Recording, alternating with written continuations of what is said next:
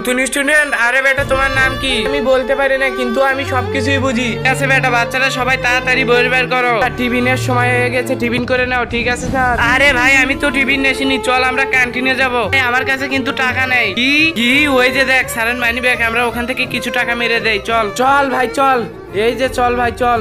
আরে এখানে ছাড় নেই, এই সময় আমি কিছু টাকা মেরে দেই। চল। এই তো আমার মানি ব্যাগ, আমি এখানে রেখে পুরো স্কুল খুঁজতেছি, দেখি মানি ব্যাগের ভেতর থেকে কিছু নড়ছড় হয়েছে। হ্যাঁ আমার মানি ব্যাগ কি টাকা পয়সা কই গেল? আর ওরা দুইজন আপনার টাকা চুরি করছে। ছাপ্পান আর মন্টু, তোরা আমার মানি ব্যাগ থেকে টাকা চুরি করেছিস নাকি? আমরা নিজের চোখে দেখছি এই বোবা টাকা চুরি করছে। হ্যাঁ এই টাকা চুরি করছে। আর বাচ্চাকে ফাঁসিয়ে দেবো আর বাকি টাকাগুলো ওর ব্যাগের ভিতরে রাখি। হ্যাঁ নতুন এই তো টাকা চুরি করেছে, দেখি তোকে চেক করবো। আরে এর ব্যাগে তো টাকা নাই। দেখি ছাপ্পান আর মন্টু তোদের ব্যাগে টাকা আছে নাকি?